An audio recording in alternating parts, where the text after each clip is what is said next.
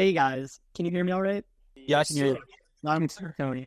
Okay, perfect. I've um got you guys loud and clear as well. We've got a very exciting conversation today. We're very excited to have Stasis here to join us to be talking about stablecoins and tokenization and the differences in stablecoins and tokenization between the United States and Europe. Um, you guys may have listened into some of our previous spaces at Infineo. We're a technology company working to tokenize life insurance and are doing that in the US right now. And so we're always looking to have on additional perspectives and really cool companies doing exciting things in the blockchain space. And so today we're really excited to have on Stasis. And before we dive into our exciting conversation we have planned, I just want to give everyone a chance to introduce themselves to our listeners. Stasis, whoever on the mic for you guys, if you would like to introduce yourself, that would be great. Great, thank you. I guess this is Jason, right? This is Jackson from the Infineo account, Jackson. our Director of Business Development. Yep. Sir, my name is Alex. I'm the Marketing Manager at Stasis. Doing well, thank you. Just a little sound check. I'm in Italy, so the connection may be glitchy. I apologize for that, but we'll try our best. So I've been in crypto Web3 realm for more than 6 years now, and I've been with Stasis for more than 3 years. Happy to help and enhance the marketing of our operation. Stasis Euro, or ERS, is the largest, the most transparent, and the oldest Euro stable.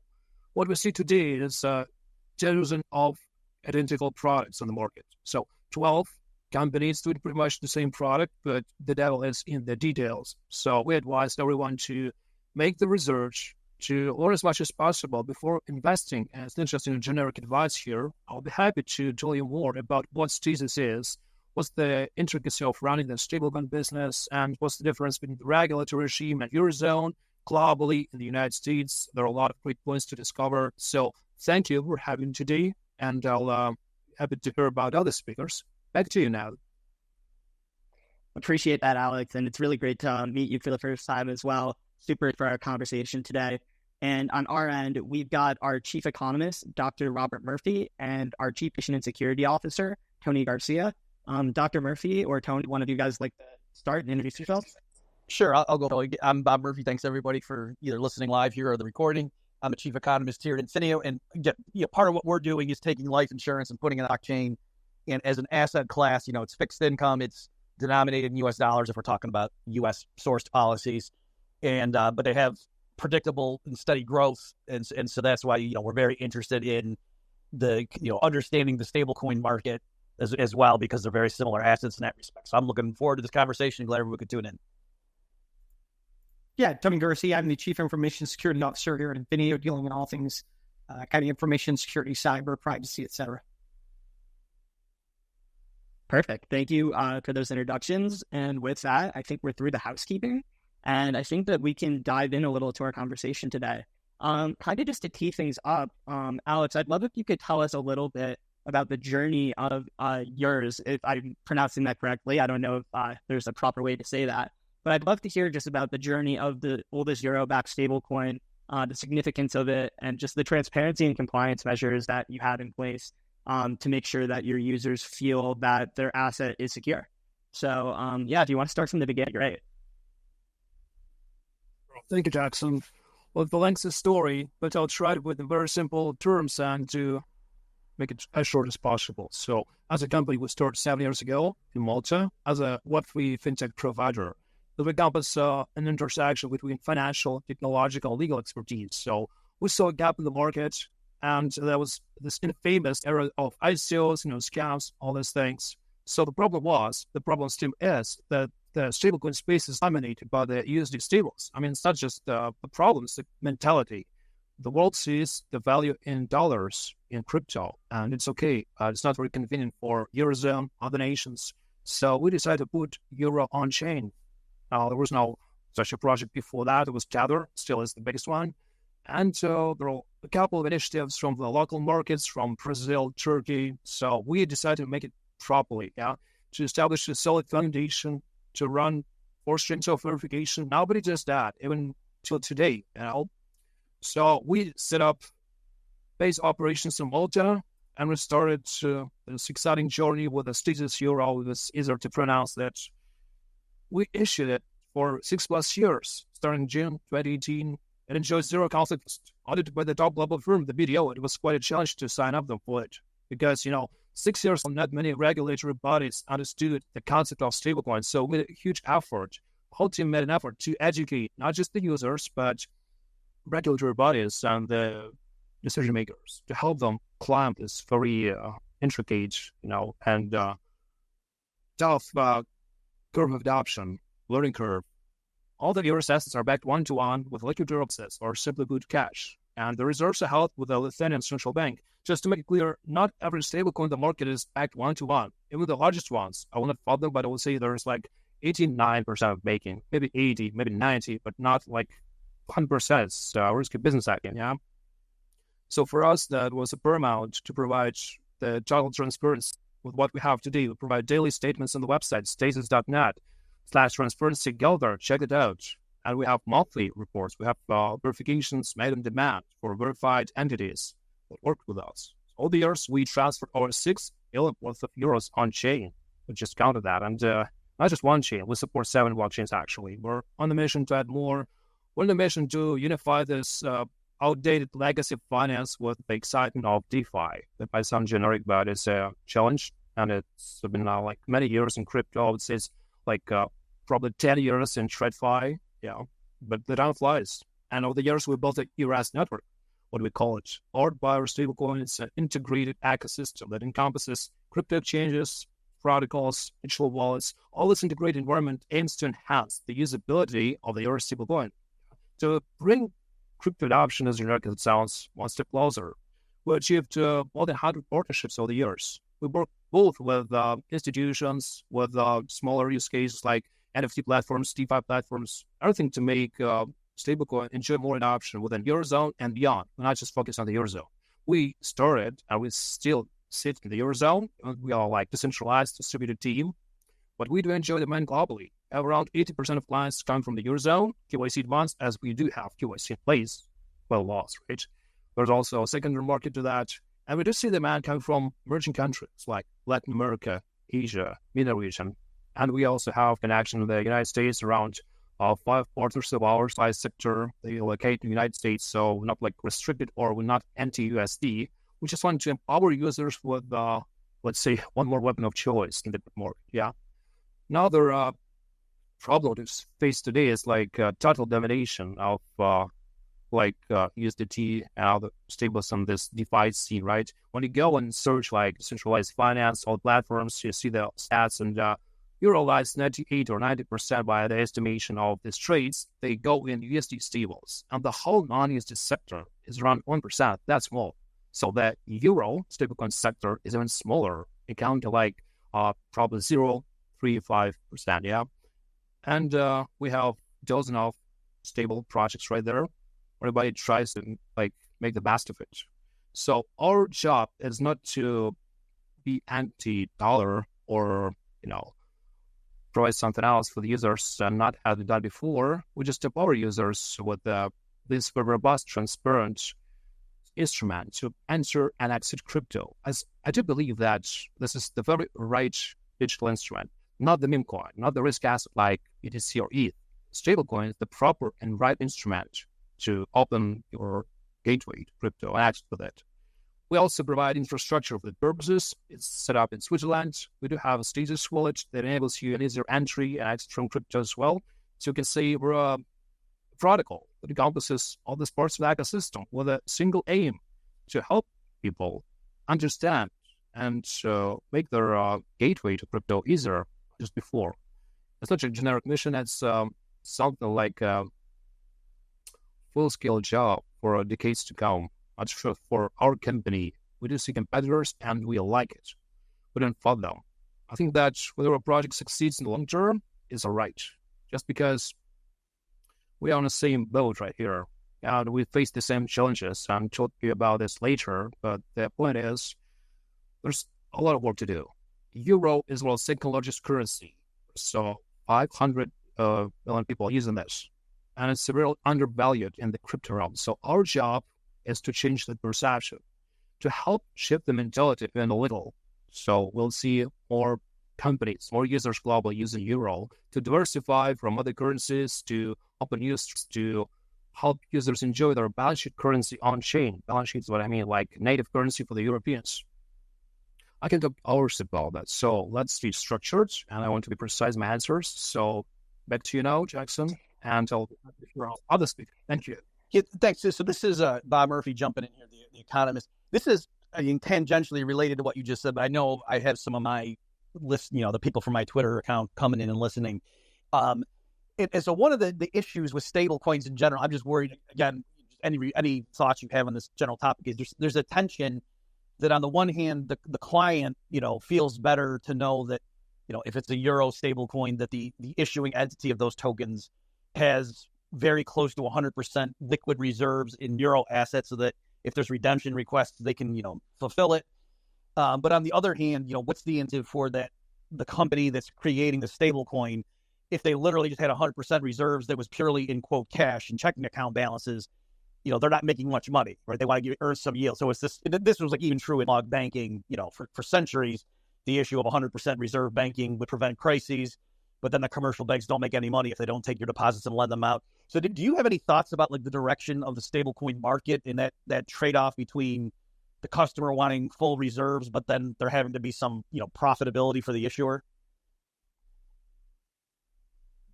Yes, sir. Robert, you got a great point out there. I would say that our business is not really a business, rather a charity to the industry. As all these years, we've been fighting not just the challenges of the DeFi, but we inherently trying to solve the problems of TradFi. I mean, we cannot decouple from that. People keep asking me sometimes, you recommend something about BTC or ETH. What's your point on the top blue chips? I mean, we don't provide financial advice here, but I would say that these assets might, in some point in the future, decouple from traditional finance, but not the stablecoin. We remain coupled with the TradFi, and as much as a client wants to see a very transparent balance sheet, there's a lot of challenges to that.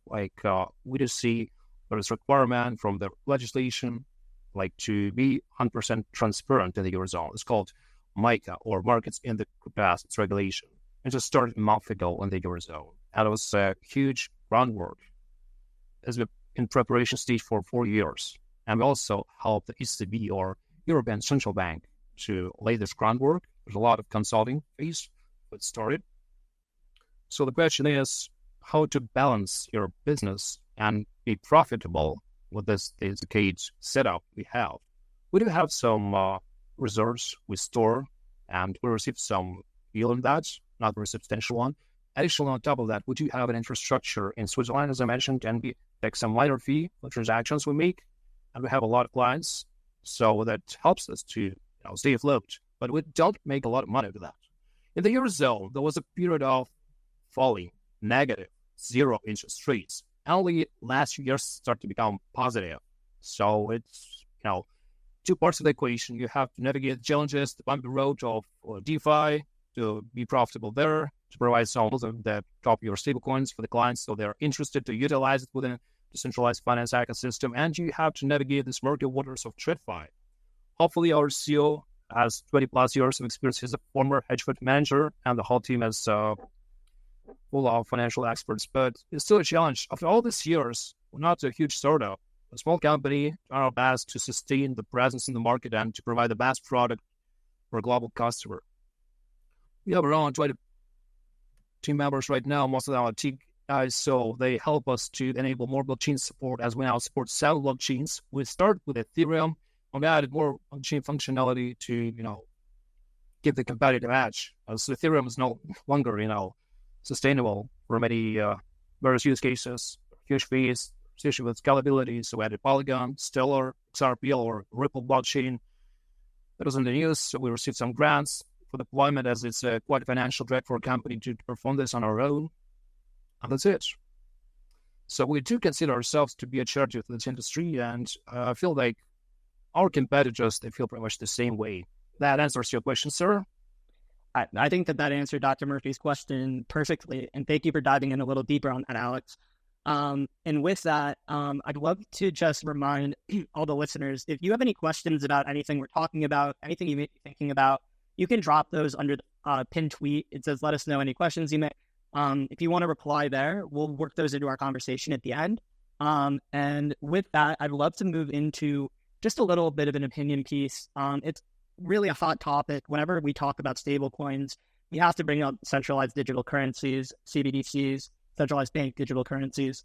I, for one, am very much of the opinion that privately owned stables provide more security to the owners, but I'm very curious to hear your opinion on the differences between privately owned stablecoins like the Stasis Euro in comparison to different potential CBDCs that we've seen pop up in Europe and Asia in particular. Jackson, that's a great question, and I've been asked this before. I'd gladly elaborate. So, the emergence of CBDCs, globally and locally, this will not kill the privately issued sector because it's a different technology, different use case, and different user base. So, the privately issued stables and central bank digital currencies differ fundamentally in their structure and objectives. First, URAS or USDT, there are all digital assets backed by reserve held by private entities. These stables aim to provide stable representation of fiat on blockchain platforms for various purposes, whether it's like payments for your coffee, real life payments, or salary payments, or DeFi plan for functionality. You want to earn some yield on top of your stable, you go to DeFi, your double-digit numbers. I mean, it's unimaginable scenario in real life. The legacy finance. There's NFT trades. There's InFi sector that is booming right now. We just tap into that. So this is just first layer. So they're good for trading, payments, or value, and offering user stability. I mean, it's the value of other cryptos, like we see last week, offer you a hedge during this electronic events. In contrast, CBDCs are digital currencies issued by the central banks, and they also represent some form of digital currency of nations. So the primary objective is to enhance the efficiency and security of the monetary system, and not just provide financial inclusion, but provide central banks with more power and control over monetary policy and economic stability. So these CBDCs, whether it's Europe or I believe United States, they're designed to use as a legal tender, much like physical cash, but in digital format that offers, to some point, enhanced convenience and accessibility. But it's not something we're afraid of. It's where rather to replace small change in metal coins. Some research in the Eurozone I've read, like Eurogold, still valid. Like CBDC mostly will replace small coins. Like there's a huge limit for the European CBDC, which can be introduced next year. The customer will be able to have €3,000 per account. It's official. It's in white paper. You can't do much with that kind of money. Any top-ups of this kind of account will be impossible. So you just have 3,000 on account. That's it, and you can interact probably with real-time payments. And that's it. You cannot interact with a DeFi. You cannot do anything. Swift, other payment methods will not be supported. You cannot link the crypto world with it. You can go buy some pizza, pay for coffee, and probably buy a pack of cigarettes to smoke while thinking about all this to calm your nerves down. Thinking that's not real crypto. It's a replacement to some sort of financial drag, because it's a financial drag to produce all these metal coins to the government. I'm unaware, but very few people think about it. Nicely or about this. There's a global demand for private issued sector just because people want to preserve their wealth. You can store with us, for example. I'm going to do some small advertising.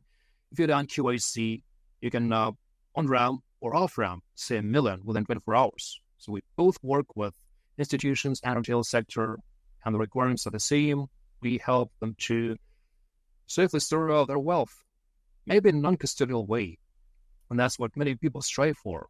It's not like escape from taxation, it's very different, but of course, a lot of people, they're afraid of traceability because CBDCs will be rather empowering governments with more taxation reasons, with more kind of stuff people do not want in crypto, because for now, crypto is still far from the global adoption, as we see. People love risk assets, they love some money plays like casinos with the meme coins, but we are still far from adoption. And stablecoin sector, in form of USDT, they help to empower bankless populations in emerging countries.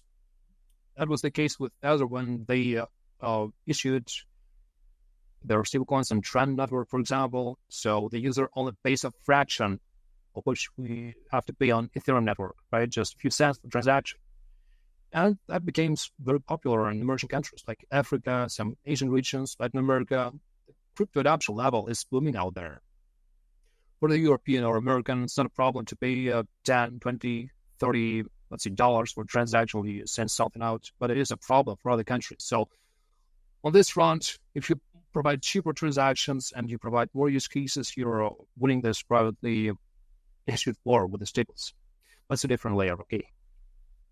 Let's talk about the coexistence. Stablecoins and CBDCs can coexist within the evolving digital payment landscape because this coexistence could result in a hybrid financial ecosystem where both types of digital currencies complement each other. So stablecoins can continue to drive innovation and offer tailored financial solutions. Maybe in the niche markets and cross-border transactions where flexibility has been crucial, but CBDCs, on the other hand, can provide a stable and secure foundation for the broader financial system, ensuring trust and reliability. So the coexistence would require regulatory clarity and collaboration between central banks and private entities to address this interoperability, security, compliance challenges. And I don't think it's going to happen within the next 5 years. As we saw, it took 5, maybe 6 years for the Eurozone to come up with the models they want to implement to launch. Also, a problem with infrastructure, like internet adoption was imaginable without the proper digitalization of the global environment. In Italy, for example, some areas still lack of adoption, and the internet is not that great in south, I guess in the north. The same we have with Bitcoin ATMs, point of withdrawals. The world is far from that, and CBDC will play the roles. Will be integrated with more backend applications. So, let's say non-crypto population will be more eager to utilize that than to try and play with private issue stables. But of course, smart guys of the crypto realm, or hope so, people who are armed with more knowledge and experience, they will choose not maybe ERAS, but the very instrument that provides and secures the financial freedom. I don't think that there is a scenario in the future, in the next 10 years, where CBDC is going to replace the boss by STASIS or Circle or other companies. Of course, there are going to be a lot of challenges, and most of the crypto companies we see today will not exist in the next decade. All these years, we saw around 200 stablecoin companies trying to succeed in this environment. And every year, we see another hero stablecoin fails, closes the shop completely. There's even more closures for the next 6 months as the new regulatory regime is pretty strict and it's hard to navigate, even for market-tested solutions. But at the end of the day, the strongest will survive. Jackson, I do love this comparison to internet adoption. So 25 years ago, with this dot-com bubble, we've seen hundreds of companies trying to provide the same service. All of you survive, right? Maybe not a few, maybe more than that. But I would say the strongest survive. They build the foundation for what internet is right now. Same story more than 100 years ago with the automobile or car production industry. A lot of manufacturers, but not everyone, survived the test of time. The same model applies to pretty much anything, and I don't see a scenario where there'll be a lot of stablecoin issuers. Maybe a few that will succeed, being able to encompass all these challenges, having substantial background, expertise, and the proper setup to navigate all the challenges, and to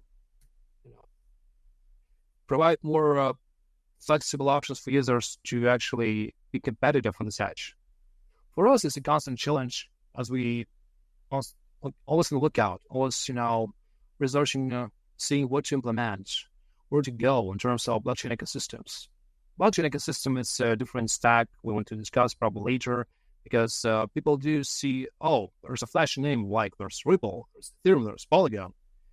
Not just names, there's a lot of ecosystems with different models of decentralized finance protocols, or a set of user base. And it's great to navigate all these protocols to forge new partnerships, build connections with the projects, and see new user base. So I'm very happy to work with this company and this sector as stablecoin operations. Not just my job, it's my hobby right now. Well, I love that, Alex. And I think that was a really good overview on stable versus CBDCs. Dr. Murphy or Tony, I don't know if you had any thoughts yourselves or if you wanted to respond to anything that Alex said or potentially ask a follow-up. Yeah, sure. Yeah, let me, so this is Bob. I'll say a few things on this topic that are sort of adjacent, I think, to what our guest has just said. So, yeah, the big picture, again, for folks listening, the issue being privately issued coins, denominated in various national currencies versus the central banks of those countries issuing, CBDCs denominated in those currency or that thing. So let me just make two main points. So one is on the CBDC issue, and here I'm just completely borrowing the analysis from George Gammon that I saw. He's making this point about a year ago that I first heard him do it, where he was saying he thought it was a bit of a bait and switch, right? So there's clearly many people in the crypto community who are, have their defenses up. They're very on guard about, CBDC's, a bad idea, and everyone's got to watch out. We got to fight this.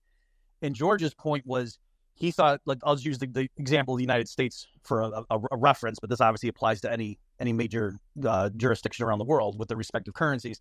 And his point was, he thought a lot of the people, like the hard money crypto fans, were wrong in assuming that the threat from a CBDC would be Fed coin, right? Like as if the Federal Reserve or the U.S. government was going to create a brand new thing and then issue that from scratch and try to get everybody to have to use that. And his point was, no, they could just do a much easier backdoor CBDC. For example, if there's a crisis and a bunch more conventional banks start failing, and especially like regional banks, and you could imagine the public clamoring and saying, we want the safety. Wouldn't it be great if regular people could have checking accounts directly with the Federal Reserve, right? Because right now we kind of have to go to these commercial banks, and then the commercial banks have checking accounts with the Fed. But, wouldn't it be good if we could just skip the middleman? Or it could be some hybrid approach where, you're sort of passed through, like, yes, Bank of America or whoever, Citibank administers the account. You technically log into their website, but really it's passed through, and ultimately you have your own reserve account with the Fed, as it were. And so George's point was, if that ever happened, from the average American's point of view, it would kind of feel like it is right now, except that would be, by definition, a central bank digital currency, if it ever got to that point where, the balance sheet of the central bank had liabilities for individual people who, had U.S. dollars in that respect. Okay, so anyway, I'm just saying that it's possible what people are thinking of as a CBDC is not the way in practice it would actually be, rolled out. And then, now let me just pivot and say, in general, I think with the stable coins, not that I like this outcome, but what I think is probably going to happen over time, and I've seen, I'm not just making this up, I've seen plenty of economists and financial analysts talking like, is to say, hey, right now, these big, stablecoin issuers, that's kind of like unregulated depository institutions, right? Like those are coming to fulfill the same economic functions as traditional commercial banks, right? So a traditional bank, you put in some deposit, like, you give it, if in the U.S. case, you give it $10, $100 bills, and now your checking account balance is $1,000. And then you can go around and you can digitally spend that money, and it's just a convenience that the commercial bank is giving you, that you gave it the physical currency, and that allows you to go swipe a card or to buy things online from Amazon and just type in some digits, and that's how the money gets transferred electronically.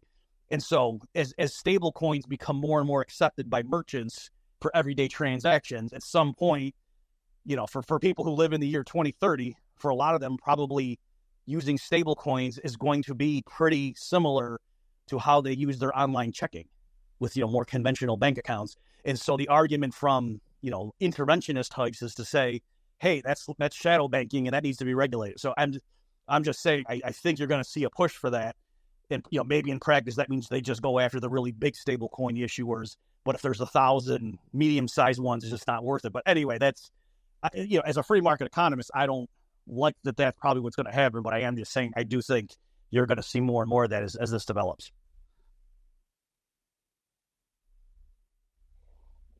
That's incredible, Dr. Murphy. I really appreciate you sharing those insights. And if we don't have anything to add on that note, I was really hoping to hear a little bit more about how the digital euros actually, how it actually works. I know it's not what you like. You said it wasn't necessarily on DeFi rails. Are they even using in like the planned digital euro right now? Do you know, Alex? That's just like I'm curious, and if you don't know, it's okay, and I'll move on. Thank you, no, sir. Thank you, Robert. That's very insightful. I just clarified about the Euro CBDC's rollout next year. So once again, it's not a public blockchains like Ethereum or Polygon. It's a simply put a centralized database which limits you to €3,000 per account, which it works with SEPA transfer, but it doesn't work with Swift. It doesn't have enough sources for transactions.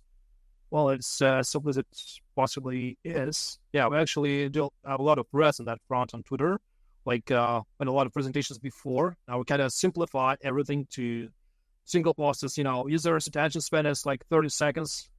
I don't like it, but it's the reality. So we try to simplify the education, and we highlight the differences very often because people need to understand more what's coming next year. We don't say it's evil or necessary evil. It's just something that will come. It will probably replace some people from, I don't say crypto, but probably TradFi. Maybe some people will be eager to try out CBDCs and then go to explore a true crypto euro or crypto dollar. So there might be an additional flow to the crypto realm. I don't see it as a bad thing. Like, it's very different. Explained, it will replace some things from legacy finance of the metal coins. Many people see that angle. But also be happy to talk more about the difference about the regulatory regime in the Eurozone and United States. I'm not a legal expert, but from what I know, the regular differences between Europe and the USA have a significant impact on the adoption and innovation. So in the Eurozone, what we see today is a harmonized approach under this MiCA regulation, which is expected to foster innovation in the long run. Currently, it's a challenge. As I mentioned, like 70% of Euro stables that might see closure being unable to sustain their presence for the new regulatory regime rules. But next year, we're going to see BST3 adding to this regime. And then I think it's going to be the best sandbox in the crypto universe to thrive. I have a lot of friends, different platforms, and they constantly switch places because there is bad regulation or bad taxation regimes. So they constantly switch and travel the world. I think that projects originating in the Eurozone will stay in the Eurozone starting next year. If they, of course, comply with all the rules, because compliance is going to be huge. We don't expect anything to be like it used to be before. More freedom, more compliance, more regulation. That's the new reality of the crypto world. And so the clarity can encourage more businesses and consumers to adopt stables, private stables. Now they're operating within a well-defined legal environment. So we do anticipate that the European stable market is projected to grow at least CAGR of 35-50% within the next 5 years, just because being driven by this regulatory certainty. So MiCA seeks to provide legal certainty for stablecoin issuers and users by ensuring transparency, consumer protection, financial stability with those specific requirements. As far as I know, in the USA, the fragmented regulatory landscape can create barriers to entry for stablecoin issuers and possibly limit innovation because there's a lack of unified framework. And I don't know, probably this will, the USA will remain the largest stablecoin market just because the valuations that create most of the crypto user base still there. I hope there will be a unification, more clear rules for the startups.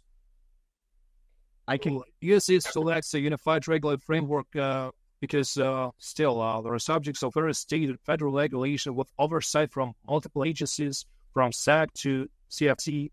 And I don't know how this fragmented landscape works in the next year, but there are obviously a lot of barriers for privately stable coins, like smaller ones. And there are a lot of monopolies in the market, as we see today, yeah? I'll be happy to hear some experts' opinion on this. Yeah, at least from the U.S. side, it really is not clear right now. And I think it's just hats off to the companies that have been able to work through the gray area. I mean, like you said, there are so many different players with hats in the rings in terms of regulating stablecoins. From, the Federal Reserve themselves, potentially the Department of Treasury, the FDIC, the CFTC, like you said, the SEC, and then all the way down to like the State Department of Financial Services. Everyone has their hats in there and is trying to make sure that it's a safe environment for their investors but we've almost seen that just inhibiting innovation in the U.S. right now. I'm not a regulation expert either, but I have heard a little bit about a new bill that's being introduced that's been introduced in the U.S. I believe it's from Senators Loomis and Gillibrand, that would provide a little bit more clarity around how stablecoins and CBDCs would be regulated in specific. I think there's a couple things like they'd require issuers to maintain one-to-one reserves, which would be great. They'd prohibit unbacked algorithmic stablecoins, so no more debt spirals, and establish capital reserve requirements for those issuers. And I mean, it all sounds like smart regulation to me. And so just providing that clarity, I think is going to be really, really big. And Tony, I didn't mean to cut you off there. Did you have something to add? No, I think that's a good prescient point there that you made. Now, thanks for the background on that. I think certainly when we look at regulatory state toward finance or tech and software industries in general, the U.S. tends to be a bit more relaxed, I think, to put it lightly, than Europe. When we look at GDPR and other regulatory environment coming out of Europe, versus I think in the U.S. it tends to be very NYDFS focused, specifically out of certain states, or privacy for California, et cetera. And I wonder if you had any thoughts on that from a Europe versus EU, from a privacy or technology standpoint, how that might impact stablecoin. Well, I can't say much, sir. Also want to highlight the fact that we provide the Fed-backed stablecoin, right? And there are four models right now. There's a crypto-based model, commodity-based, and algorithmic. So we didn't want to change the model, as a lot of companies been reaching out to say, hey, I'm excited about innovation, like algorithmic models or different stuff. But when it comes to transparency and ability to survive the regulatory challenges, I still believe that centralized models has it all and will prosper in the next decade as well. Yeah, might have some concerns about, this tax-savvy DeFi community. Hey, you're very close to what CBDC provides. Not very close. As we see levels into details, and we've done some research on 20 different points, how like EURAS is different from other Euro stables. And there are a lot of grounds to cover. So people just don't want to look into that. And we're not forced them to, but we help them. So every space I join, like pick part in 4 or 5 tutor spaces, but they're usually more relaxed than have a lot of financial experts like you guys, mostly as project CEOs. So they do discuss innovation, some challenges, that's it. So we change the experience and see different models, stables. A lot of projects wanted to tap into this and probably drive the hype train.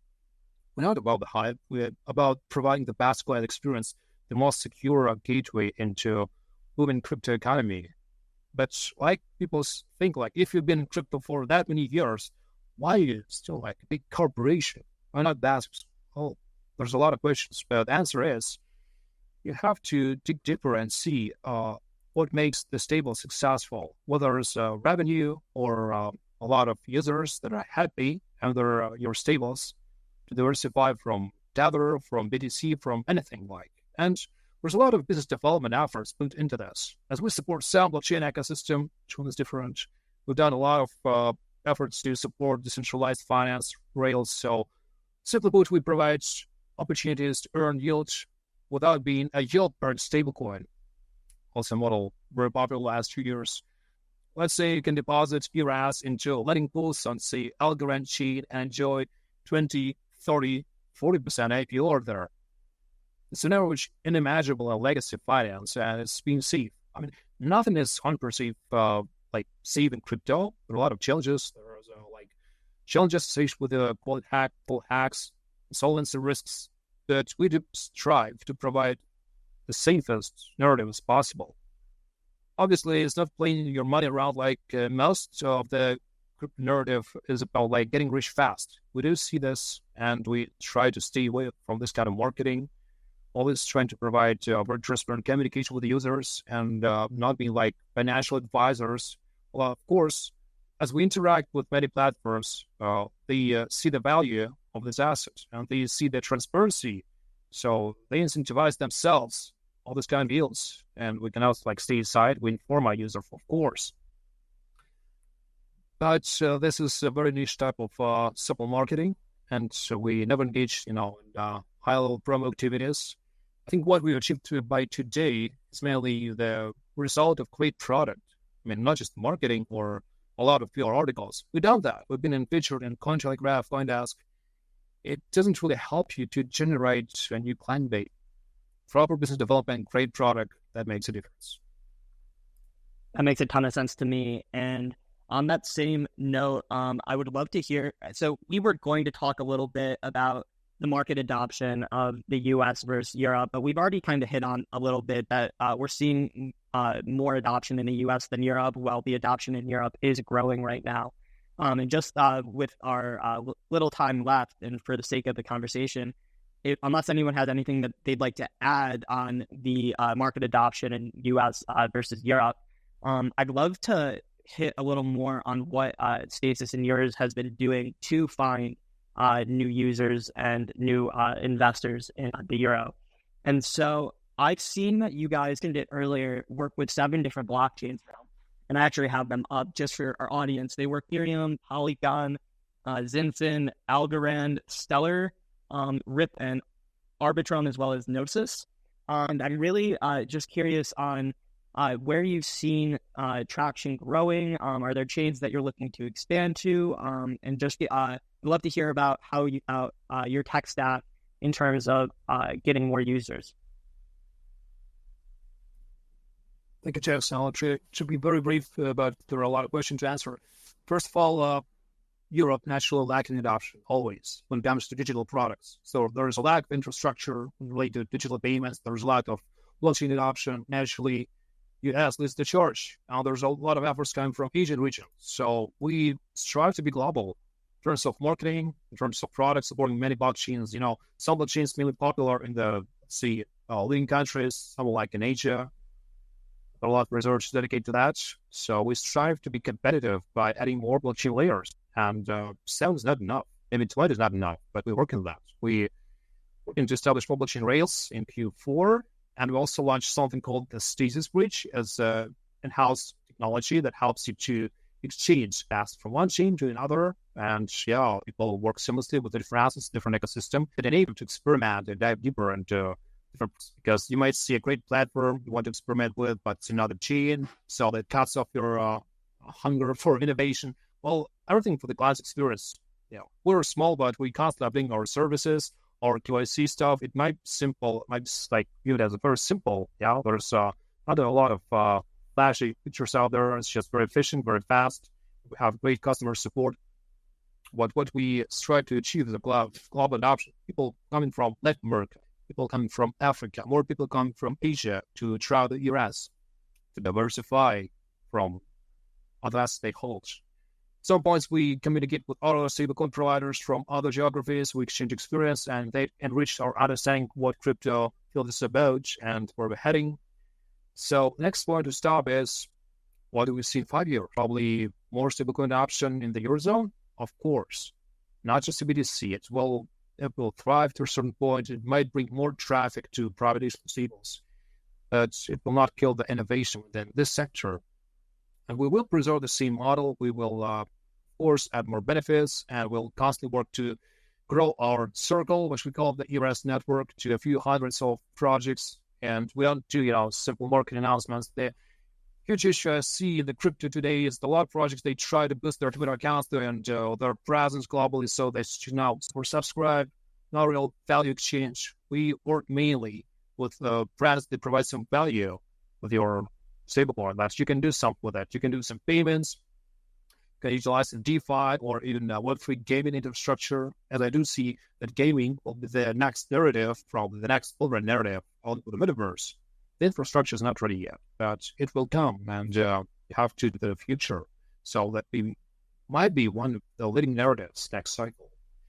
So always try to stay ahead of the curve, and after doing some research, constantly checking out the regulators, as we helped the regulators many years ago to understand the essence of the stablecoin business. Right now, still we don't see enough support from regulators globally. And I think the huge problem of crypto at large is the lack of unification. There's a lot of fragmentation in place, and this will unlikely change within the next 5 years. So the battle for consumer will continue. There'll be a lot of rugs, scams, and different protocols offering you like 20% seed returns, 30, 50, and people will just go there blindly to different yield-bearing products without telling much, just to get rocked another day. I think that the best you can do is to continue to provide the most transparent service and slowly grow your clientele, as we don't ensure way to make clients. And we are hungry for that.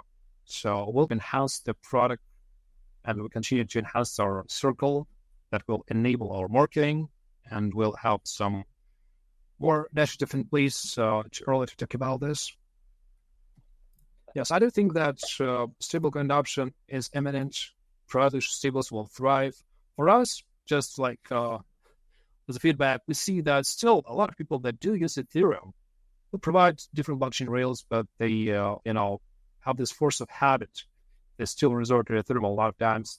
There's a huge traffic. Polygon also had a lot of different narratives from Algorand. It's still emerging small ecosystem, but we see huge support there. Great builders community. I think it will thrive in the next few years.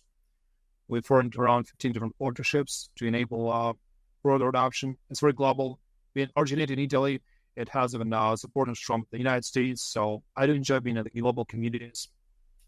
I think that you should not reserve yourself to be just a European asset or Asian projects. You be global. You should be open to different communities, people, views, and to be applicable to different use cases. 100%. And we completely align with that thinking at Infineo. And I honestly, that was why I wanted to ask. Some people are of the use case being interoperable can sometimes fragment liquidity and fragment the community. But at Infineo, we believe that interoperability is a key feature of blockchains and being able to work between them. So I love that you guys have expanded and are continuing to expand the blockchains you guys service and are specifically looking to the builder community as the early adopters. It sounds incredible. And so as we come up on time here, I just have one last question for you, Alex, and then I'll give you the opportunity to plug anything that's going on at Stasis. But I'm really curious here how you see the relationship between stablecoins and tokenized assets evolving over the next few years. Right now, I don't know if there is much of a relationship beyond some platforms allow you to take out or allow you to invest tokenized assets with stablecoins. And that may be an easier method, but I think that there's a lot more innovation that's going to happen between the two technologies. I'm just curious to hear your opinion on that. Thank you, Jackson. I do believe that you're asking about the real-world assets and the real-world asset economy, which is actually booming over the last year. 6 months ago, I wrote an article about the trends that will shape this year, and RWA narrative is obviously leading the charge, as many analysts predicted. And I do see that some projects are trying to rebrand themselves from GameFi, from anything to RWA, just to ride this hype train.